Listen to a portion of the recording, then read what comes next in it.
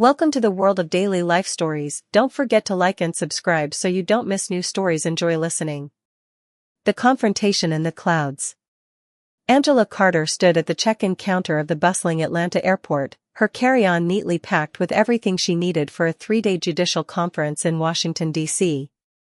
At 49, she carried herself with the poise of a woman who had climbed mountains few dared to scale. As one of the youngest appointees to the Supreme Court and one of the few black women in that hallowed circle, Angela was no stranger to scrutiny. Still, she cherished her moments away from the bench, where she could slip into a quieter version of herself, a woman who enjoyed simple pleasures like coffee, novels, and people watching. Her phone buzzed. A text from her clerk. "Judge Carter, we need a quick clarification on the Williams verdict." Angela sighed. The weight of her title never seemed to fully leave her, even when she wasn't in court. She typed back, "I'll clarify on Monday. I'm officially off duty." Then, she added a winking emoji, a rare display of her playful side. Boarding began shortly after, and Angela joined the first-class queue, her ticket in hand. It was her way of treating herself after grueling months of landmark cases. She had come to value the luxury of spacious seats and a quiet atmosphere, not as a display of status, but as a refuge from the endless demands of her role. As she settled into seat 3A, a window seat near the front, she felt a sense of relief wash over her. She glanced around at the other passengers filing into the first-class cabin. There was the usual array of professionals, sharp-dressed executives, frequent flyers with their noses buried in laptops, and a few retirees enjoying the fruits of their labor.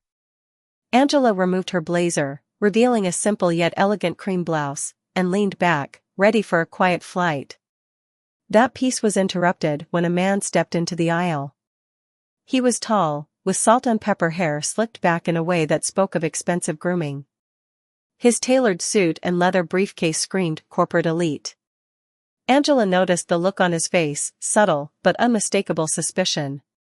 "Excuse me," he said, addressing the flight attendant nearby. "I believe there's been a mistake." The attendant, a young woman with a tight smile, approached. "What seems to be the issue, sir?" The man gestured toward Angela. "I think someone might be in the wrong seat. This is first class." Angela's pulse quickened. She had encountered this scenario too many times before, being questioned, doubted, dismissed, her legitimacy called into question, not for anything she had done, but for who she was. The attendant turned to Angela, her eyes flickering with a hint of uncertainty. "Ma'am, can I see your boarding pass?" Angela handed over the slip without hesitation.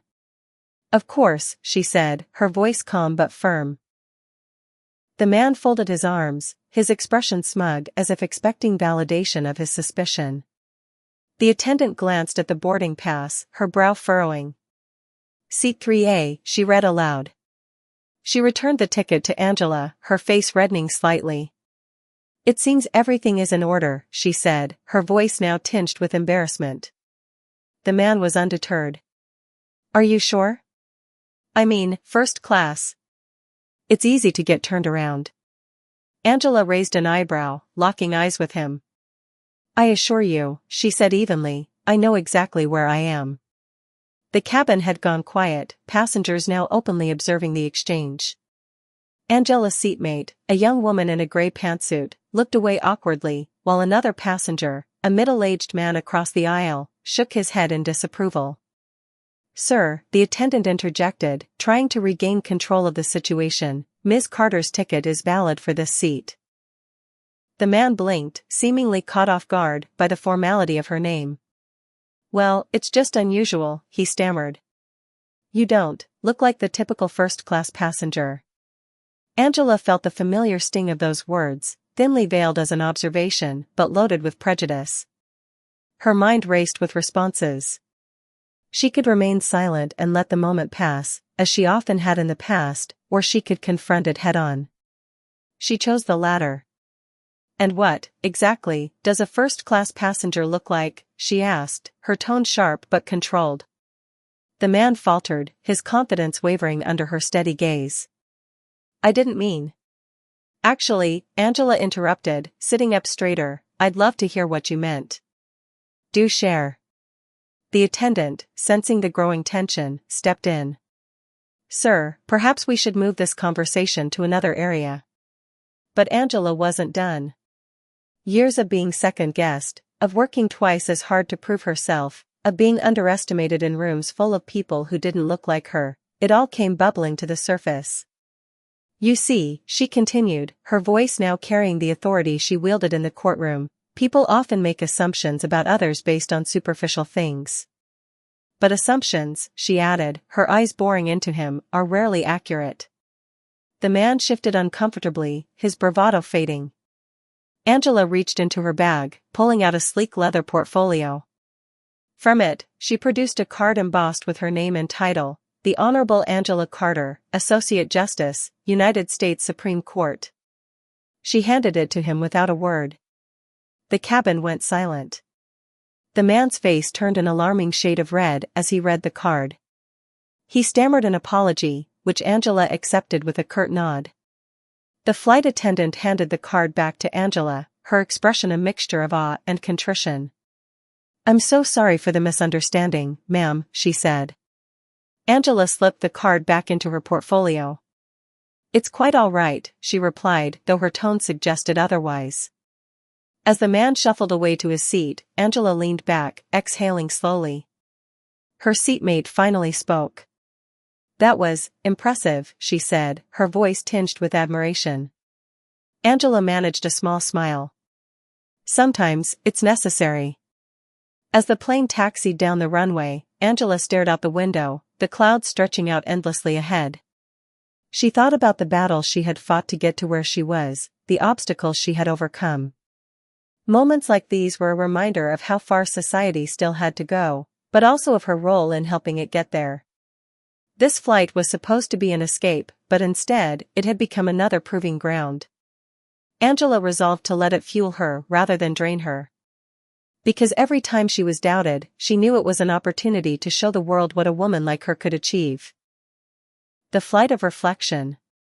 As the plane leveled off and the seatbelt sign blinked off, Angela took a deep breath and gazed out of the window.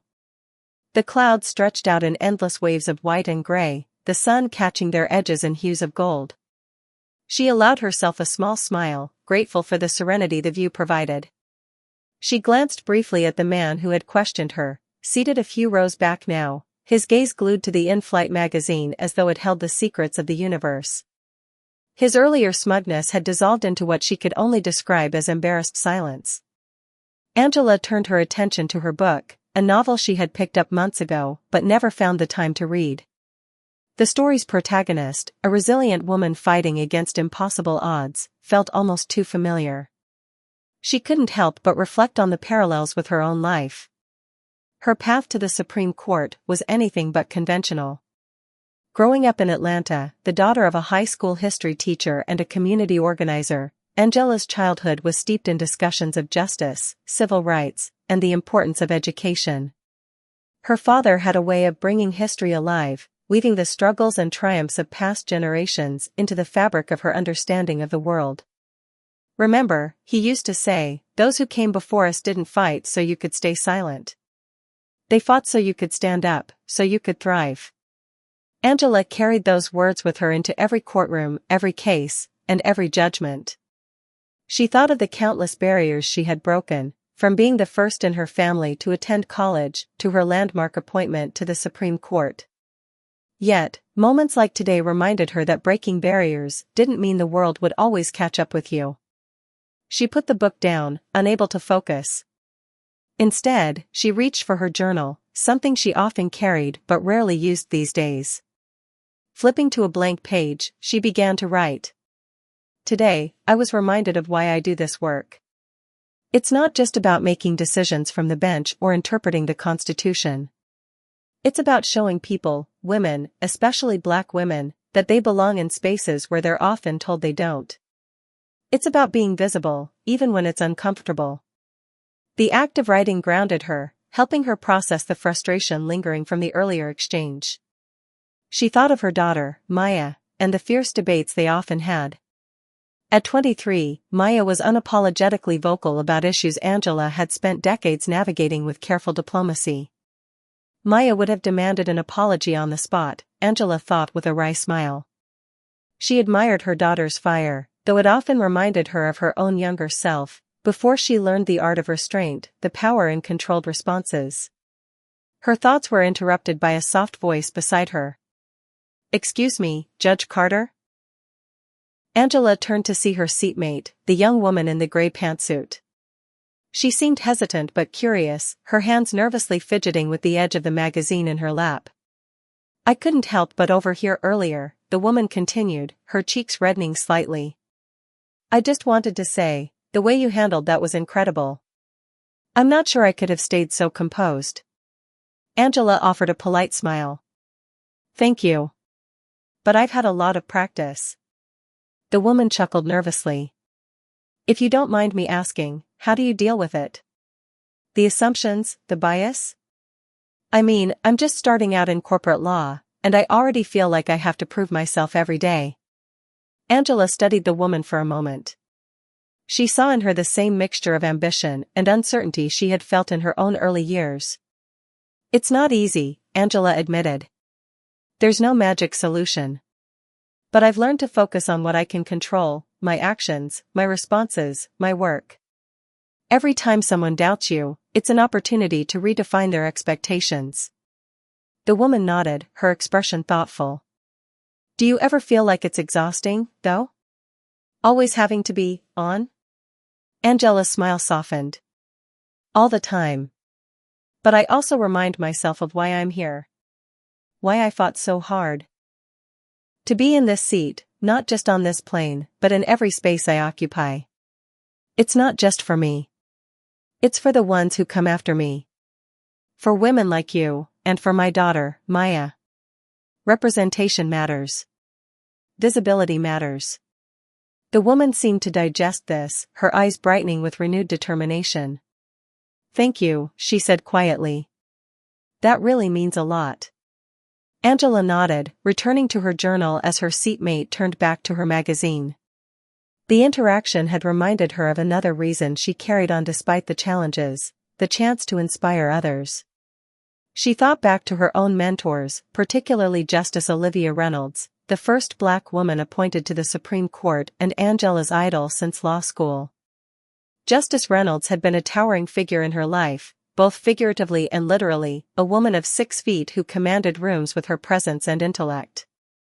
"Never let anyone shrink you, Angela," Reynolds had once told her during a late-night discussion about systemic bias in the judiciary. "You take up the space you've earned. And you remind them why you've earned it." Angela carried those words into every interaction, including the one today. She closed her journal, satisfied that the day's events had been processed, at least for now. The flight attendant returned with a tray of drinks, and Angela accepted a cup of tea, its warmth soothing against her hands.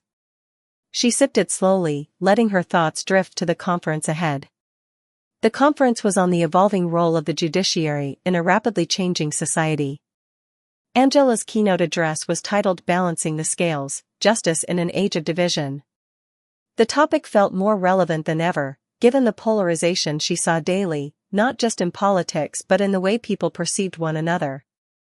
Her speech was ready, practiced to perfection, but she wondered if today's events might inspire her to tweak the closing remarks. Maybe she'd share the story of this flight, using it as a microcosm of the broader challenges society faced. As the plane cruised at 35,000 feet, Angela felt a renewed sense of purpose. She wasn't just flying to Washington for another panel or another speech. She was carrying with her the weight of countless stories, challenges, and triumphs, not just her own but those of the people who looked up to her, who saw her as proof that the impossible was possible. She leaned back in her seat, her eyes on the horizon outside the window. The clouds seemed endless, stretching into a future full of unknowns. Angela didn't fear the unknown, though. She embraced it, knowing she was equipped to navigate it with grace, strength, and resolve. For the first time in weeks, she felt truly at peace. Landing in the spotlight. Angela Carter's calm moment above the clouds was abruptly interrupted by a commotion near the front of the first-class cabin.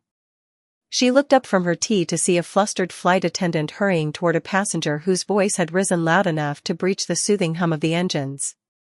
It was Mitchell, the same man who had questioned her earlier. He appeared agitated, gesturing animatedly at his laptop and shaking his head in frustration. Angela couldn't hear every word, but snippets floated her way. Something about the Wi-Fi not working and a critical business deal. The flight attendant's tone was apologetic but firm as she explained that connectivity issues were common at high altitudes. Mitchell, however, seemed determined to make the entire plane aware of his displeasure. Angela sighed and glanced around the cabin. Most passengers had chosen to ignore the scene, their noses buried in books, phones, or neck pillows. But a few were visibly irritated, including the elderly woman across the aisle who muttered something under her breath about entitled behavior. Angela considered returning to her journal but found herself watching the interaction instead. There was something about Mitchell's outburst that felt strangely familiar, a reminder of countless courtroom proceedings where tempers flared and egos clashed. The flight attendant finally managed to calm him down, offering him a complimentary drink as a peace offering. Mitchell returned to his seat, muttering under his breath, and Angela shook her head, amused by the irony. The same man who had questioned her presence in first class now looked far less composed than she had been earlier. Just as Angela was about to reopen her book, her phone buzzed in her hand. She frowned, surprised to see a notification pop up despite the spotty in-flight Wi-Fi. It was from her clerk, Thomas. Judge Carter, CNN is requesting a comment about your flight. Did something happen on board?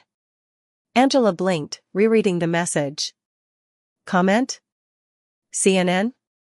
She hadn't spoken to anyone on the flight besides the flight attendant and her seatmate. What could they possibly mean?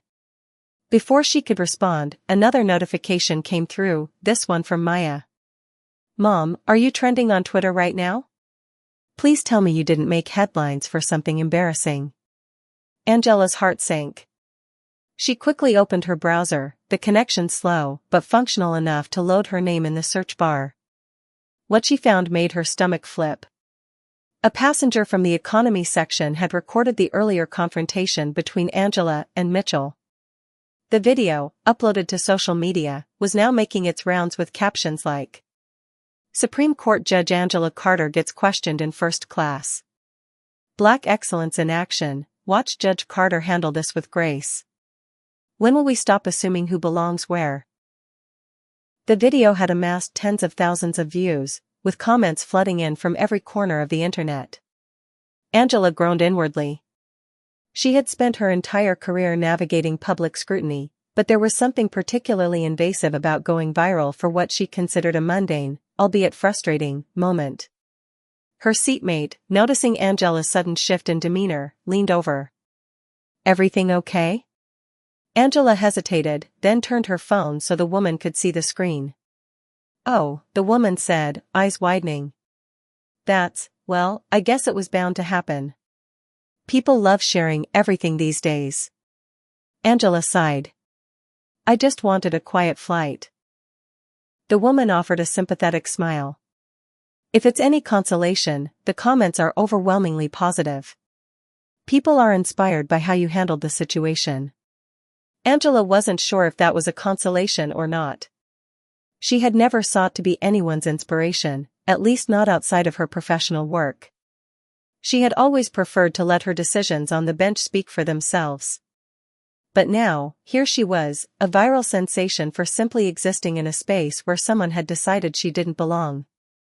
As the plane began its descent, Angela's mind raced with thoughts of how to handle the situation. Should she release a statement? Ignore it entirely? She knew the media would latch onto this story, framing it as a symbol of larger societal issues. And while Angela had never shied away from addressing injustice, she hated the idea of being reduced to a headline or a hashtag. The flight touched down at Reagan National Airport, and Angela braced herself for what awaited her on the ground. She gathered her belongings, moving deliberately to avoid the inevitable swarm of passengers rushing to disembark. As she exited the plane, the first thing she noticed was the unmistakable presence of reporters. Cameras flashed, and microphones were thrust in her direction as journalists shouted questions. Judge Carter, how did it feel to be questioned in first class? Do you believe this incident reflects systemic racism? Will you be addressing this in your upcoming keynote? Angela kept her expression calm, her years of courtroom experience helping her maintain composure. She paused just long enough to speak, her voice clear but measured. This incident is a reminder of why representation matters, she said simply. It's not about me, it's about challenging assumptions and building a society where everyone feels they belong, no matter where they are. With that, she moved past the crowd, declining further questions. Her driver, a familiar face who often picked her up for trips to Washington, was waiting just outside the terminal. He opened the door to the sleek black car, and Angela slid into the back seat, exhaling deeply as the door closed behind her. The car pulled onto the freeway, and Angela allowed herself a moment to close her eyes, the chaos of the airport fading into the background. She knew the next few days would be anything but quiet. The video would continue to spread, and the questions would keep coming. But Angela also knew that she had an opportunity, a platform to turn this moment into something meaningful. As the car approached the city skyline, her mind shifted to her keynote address.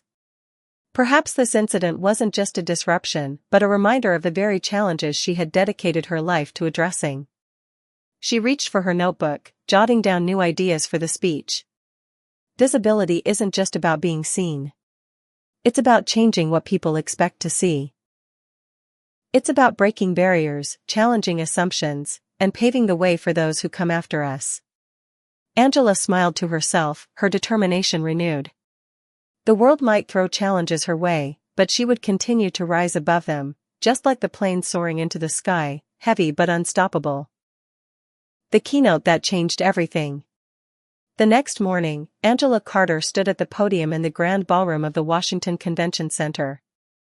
The air buzzed with anticipation, the audience of legal professionals, activists, and law students waiting eagerly for her keynote address. It had been a whirlwind 24 hours. The incident on the plane had dominated social media and news outlets alike. Angela's inbox had overflowed with messages, some supportive, others critical.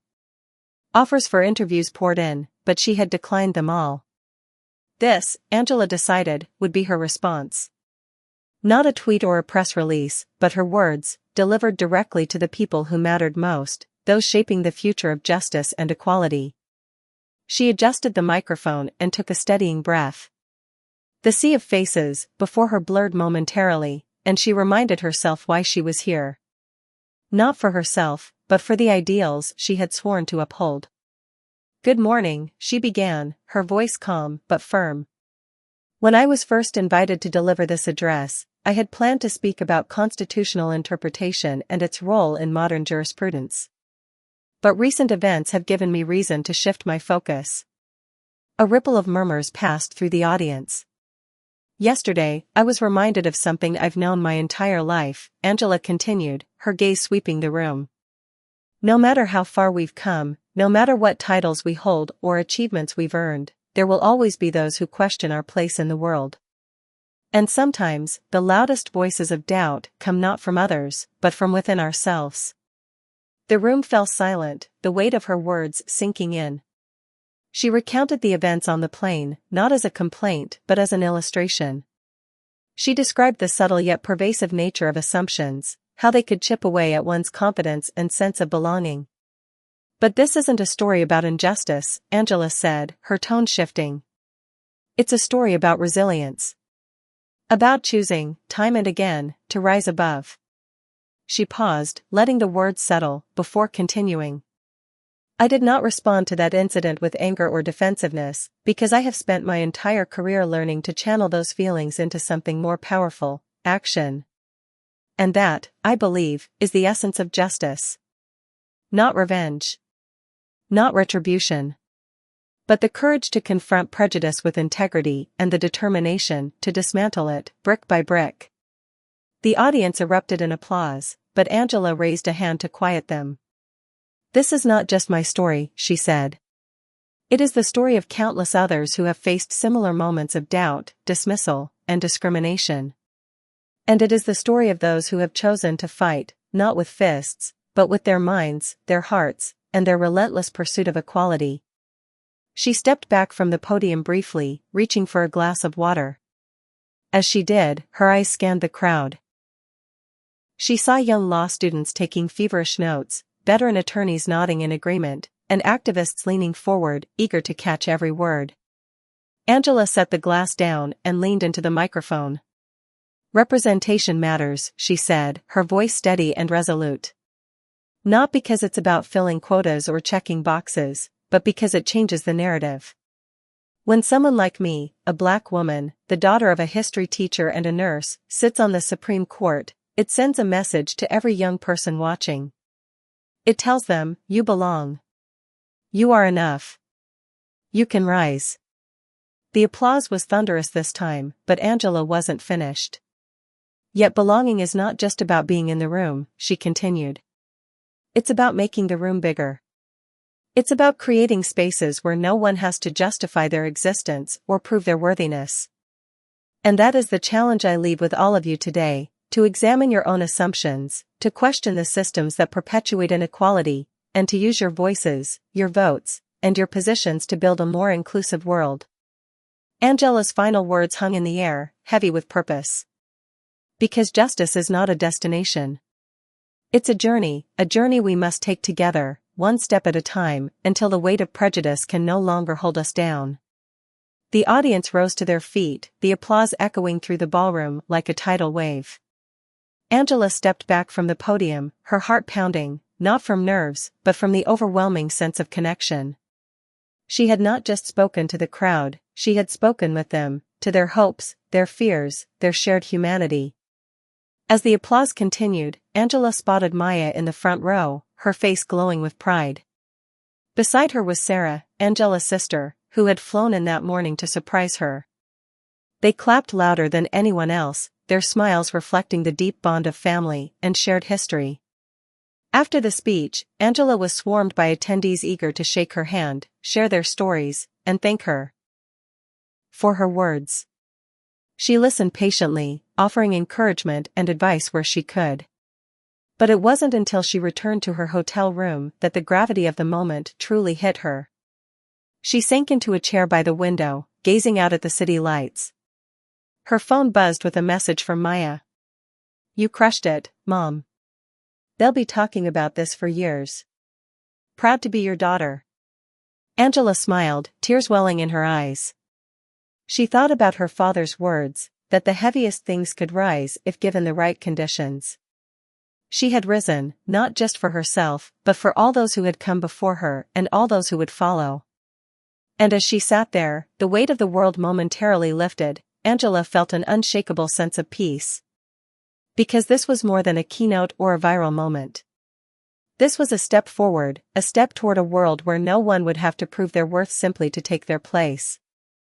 And Angela Carter was determined to keep walking, no matter how heavy the journey might feel.